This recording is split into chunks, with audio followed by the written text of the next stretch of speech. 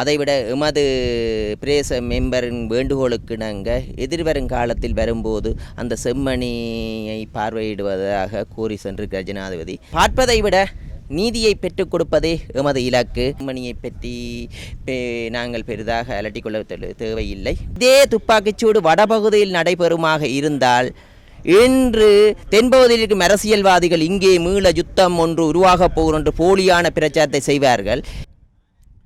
நாட்டு ஜனாதிபதி அவர்கள் வடக்குக்கான விஜயத்தை செய்திருக்கிறார்.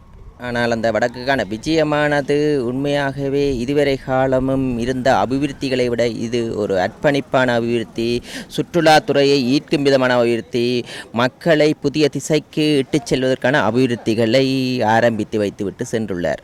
உண்மையாக அந்த அபிவிருத்திகள் எல்லாமே மக்களின் நிதி பங்களிப்பிலேயே நடைபெறுகிறது. அதனூடாக முதல் மயிலட்டி துறைமுகத்திற்கு வந்து அடிக்கல் நாட்டி மீனவர்களுக்கான அபிவிருத்தி பணியை தொடங்கியிருந்தார். அடுத்ததாக வடபகுதியில் அதிகளவான மக்கள் உண்மையாகவே வெளிநாடுகளில் இருக்கின்றனர். அதனால் இல்லை வடபகுதியில் அத்தியாவசியமாக இருந்த கடவுச்சீட்டு அலுவலகத்தை திறந்து வைத்திருக்கிறார். அதைவிட உண்மையாகவே இளைஞர்கள் மத்தியில் பலரது எதிர்பார்ப்பாக இருந்தது. இலங்கையை பொறுத்த வரைக்கும் விளையாட்டுகளிலேயே அத்தியாவசியமானதாக இருக்கின்றது கிரிக்கெட்.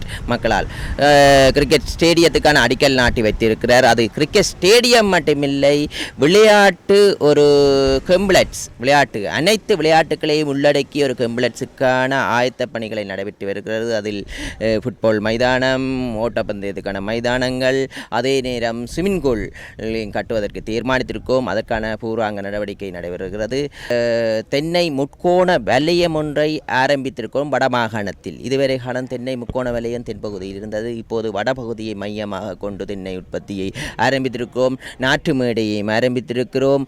அதே நேரம் வட்டுவாகல் பாலத்தைக்கான அடிக்கல்லை ஆரம்பித்திருக்கிறோம். அடிக்கல்லை ஆரம்பித்துவிட்டு இன்றைய தினமே அபிவிருத்தி பணிகள் தொடங்கப்படுகிறது. 2027 ஆண்டு 9ஆம் மாதம் அது நிறைவடையும். அதற்கு முன்கூட்டியே நிறைவடையும். நாங்கள் அந்த எஸ்டிமேட்டை போட்டதை விட குறைவான விலைக்கு இன்று கொடுத்திருக்கிறோம். மீதியான பணத்தை கூட வடபகுதிக்கே அதை ஒதுக்குவதாக அமைச்சர்கள் கூறியிருக்கிறார்.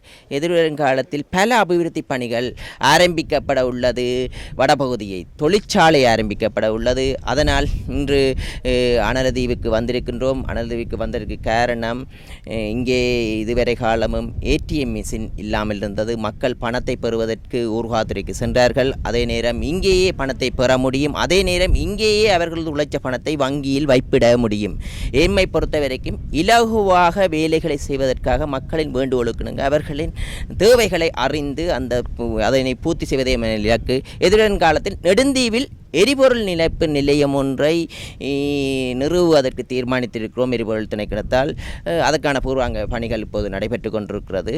அதையிட்டு வடமாகாணத்தை சுற்றுலா மேம்படுத்துவதற்காக மத அரசாங்கம் தீர்மானித்திருக்கு. எதிர்வருங்காலத்தில் அதிகளவான சுற்றுலாவை ஈர்க்கும் விதமான சுற்றுலா மையங்களை நிறுவுவதற்கு நாங்கள் தீர்மானித்துள்ளோம். எமது நாட்டின் தலைவர் அன்றைய தினம் கச்சதீவுக்கு சென்றிருந்தார். உண்மையாகவே அவருக்கு வேலை பழுது இருந்தது. அதைவிட எமது பிரேச மெம்பரின் வேண்டுகோளுக்கிணங்க எதிர்வரும் காலத்தில் வரும்போது அந்த செம்மணியை பார்வையிடுவதாக கூறி சென்றிருக்கிறார் ஜனாதிபதி. வரும்போது அது நடைபெறும். பார்ப்பதை விட நீதியை பெற்றுக் கொடுப்பதே எமது இலக்கு.